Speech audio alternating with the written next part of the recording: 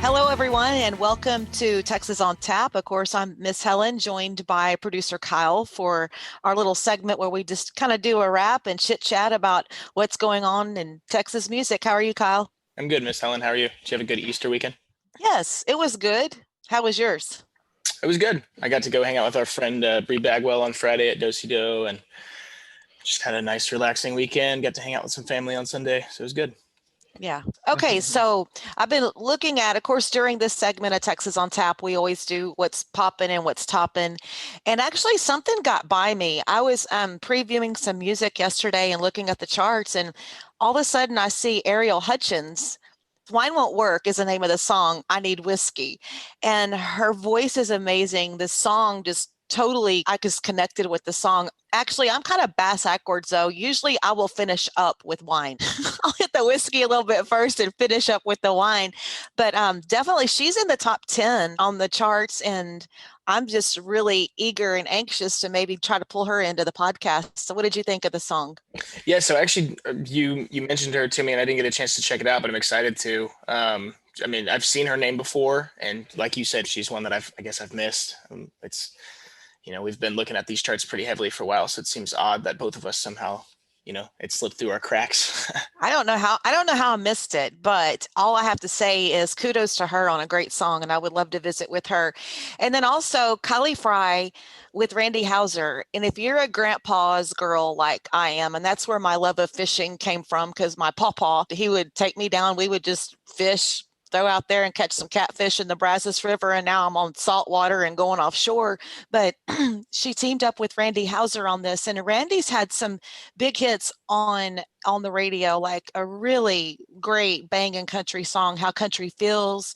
He's a phenomenal songwriter. He also had another single, Running Out of Moonlight, and he actually wrote Honky Tonk Badonky Donk. No way. Yes, Did he way. really? That's hilarious. So that one was really touching. I had a few tears. So anybody wants to take a listen to that, especially if you're a pawpaw, grandpa, pop girl like I am and was, and he was just so inspirational to me. I mean, I think my grandfather actually pretty much molded me, and I'm the girl I am because of him. And then one of the biggest ads, and it debuted at number 80. It's Randy Rogers and Wade Bowen. What a team they are. It's called Hold My Beer. And now, a lot of people may remember they came out with a CD, Hold My Beer, Watch This, Volume 1. And of course, Till It Does was on there, Standards, which is a good banging country song. And then one of my favorites, Ladybug. Speaking of my grandfather, he'd always call me Ladybug. So I love that song. So they have a volume 2 coming out, but right now they zoomed up with Hold My Beer. Yeah. It's a great song. I love the sound of the record. It just you can tell they had so much fun and it wasn't just a lighthearted effort. Like I just imagine being in that room with them while they're making these songs, but it all sounds so good. The drums just sound like these awesome, huge rock and roll drums, and I just love the trading off. They both have their verses and stuff, and then whenever they sing the harmonies together, it's just so cohesive and sounds really nice. When those two team up, it's always great. It's going to be good, whatever they do.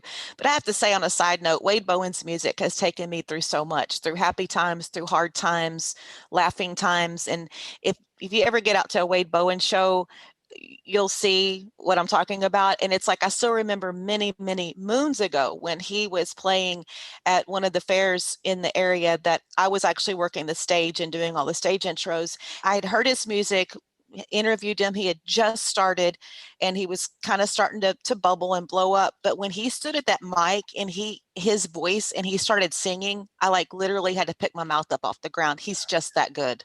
Yeah, I believe it. So what do you have streaming for us this week? Yes, I've got some different ones. I wanted to start out with Zach Bryan. He's just like following. We talked about Parker to start off last week, and he's been up at the top forever. This Zach Bryan song, "November Air," has been doing really well as well. Zach Bryan, I guess, is kind of a newer name. He's a little bit different from a lot of the stuff that's going on. Yeah, that song is really different. Yeah, so it's also different from some of the stuff he's released previously. So whenever I started listening to this song, right away I got Jason Isbell vibes. I'm a big Jason Isbell fan, just as far as like the way he writes his songs, and this one was very similar. The chorus obviously it changes each time, right? It's the same melody, but the words Mm-hmm. change, Mm-hmm. and it's so simple. So it's just like normally you get lost in a song in the chorus, or that's where it really hits home. But in this one, he just repeats that line over and over in the chorus, and it forces you to fall into the storyline of the verses. And it's like eerie and kind of spooky. And then Yes, it is. He's got the harmonies that come in that first chorus, but then they keep going and keep building throughout the whole song from that point. So it's almost like a dramatic, climb all the way to the end, and then it's got that little outro where it's just kind of like another short verse, and then it just ends. And yeah, it's something else.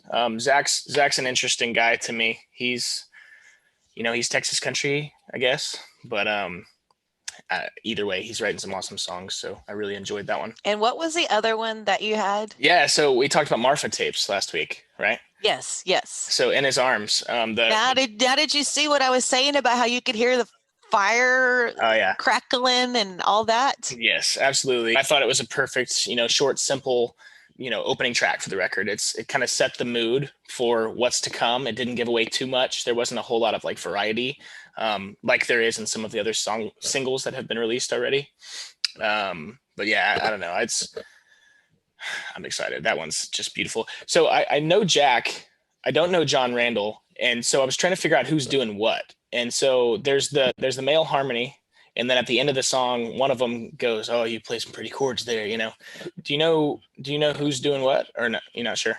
Oh, when I go back and listen, I can tell you for sure. I mean, like, I'm a Jack Ingram freaky fan. So if it's Jack, I can tell you for sure. So I know some of his songs, his older hits and stuff, and he's got a lot of them, but it didn't quite sound like him singing to me. And like I said, I'm not familiar with John Randall. I mean, I looked him up and it looked like he's done a lot of producing, but I don't know any of his songs. So it was interesting trying to figure out what their roles were, other than obviously Miranda singing lead.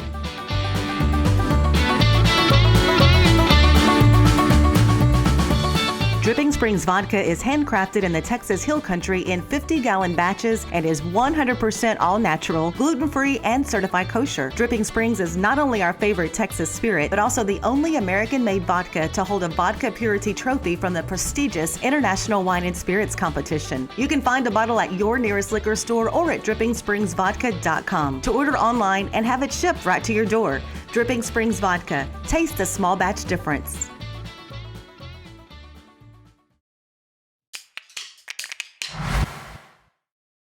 The other song that you found, I really liked. Yeah, so Gold by Corey Kent. That's the bomb. I thoroughly enjoyed that song. Yeah, Corey's awesome. So I saw him at Rowdy's not too long ago in spring, and oddly enough, usually I try to pay a lot of attention to the opening acts. That's not normally who I'll go to see a show for, but I'm a musician and I want to be supported. Always pay attention to the opening acts, because if they play their cards right and they're consistent, they will be the headliners. Look at the story I just told about Wade Bowen. Yep. He was like the one that performed at 5:00 that time, and now he's Wade Bowen. So I always love to watch the openers. Yeah, because it kind of tells a tale, because a lot of openers at a music festival or at a big county fair, let's say, they're coming out to open and there's still two other acts coming on behind them. And normally at that time, there may be 20 people. Right. And I mean, I've seen when Roger Creager was starting out, I've seen so many stories I can tell you where they put it full blown to the wall with just those people right there. But then when they do that, all of a sudden the people that are over in the carnival, whoa, let's go check this out. What's going on the stage? We know Robert Earl Keen's going to be coming up at 10:00, but what's going on over there? And that's so important. That tells me a story when I see artists that come out and do that, because believe it or not, I have actually had people opening up say, can you delay your stage intro, or can I go on a little bit later till we get some more people here? That ain't how it works. Get your rear end up there and do your thing, and the people will come. You got to prove yourself. It's just like in sports. Yeah. In baseball, you know what a baseball fan I am. You're not going to go straight up to Minute Maid Park. You're not going to go straight up to play in the majors. Show us what you got down here and then move up. Let's earn it. So I'll get off my soapbox on that. But yeah, I literally have had musicians or tour managers come to me and go, hey, can we delay this? No. Yeah. Well, Sorry. I've been on the opposite end of you before as well. And it get started just a little bit later, a couple more people trickle in there. But yeah. Anyways, yeah, this song is awesome. It's just like a banger. It's a little different from a lot of his other songs that are a little more relaxed, prettier. Not that this song's not pretty, but more of a, serene kind of sounding song. This thing, the chorus just comes out the gates and almost like punches you in the face. Yes. And I love how he terms like gold means so many different things in that song. Yep. I love it. I'm definitely going to keep an eye on that one. That was a good find. Yeah. So he just had a new single come out also. I wanted to mention on Friday. It's called Feels a Lot Like This. And it's very similar musically. It's real heavy hitting. It's just like an upbeat, like almost like a rockin' song compared to a lot of his other stuff. So I really enjoyed that one as well.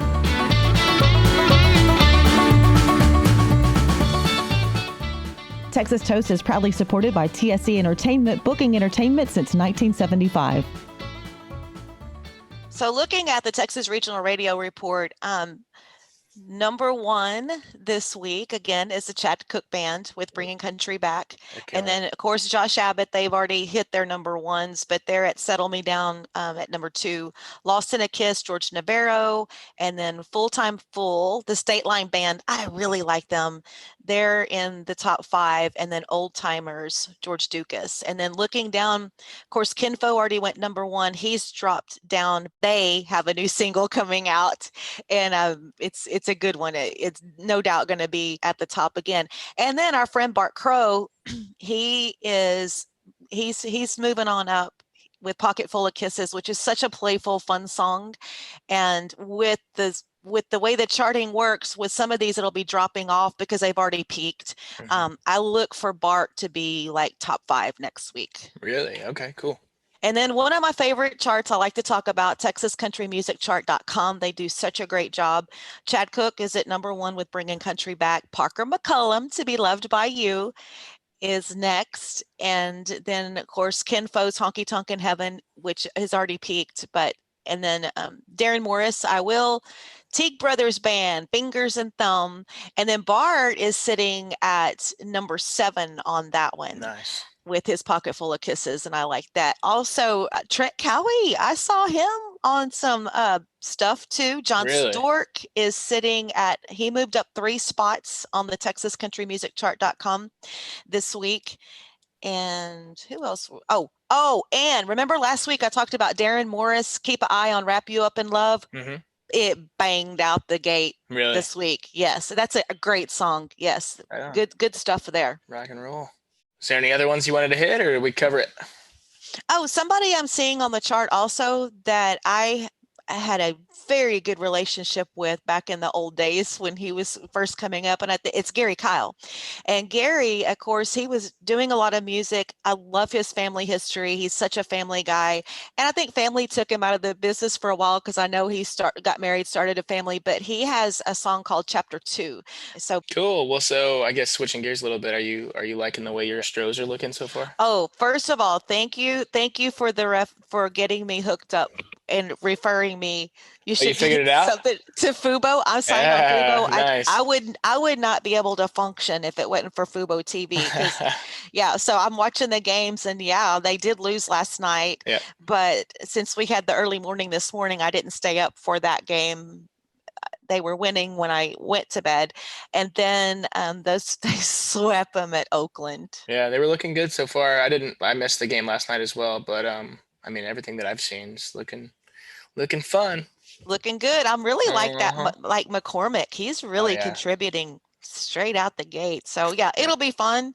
And I know I stay in touch. I don't miss a game, or try not to miss a game, unless I'm fishing and then I DVR it and we get back to the harbor and I'm like, don't anybody talk to me. Don't tell me, even if it's regular season, not even like playoffs or anything.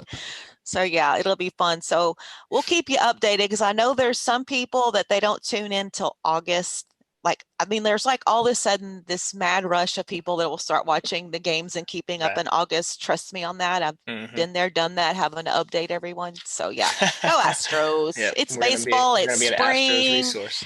Yeah, it's baseball time. It's springtime. It's like everything's blooming, and yeah, I'm a summer girl.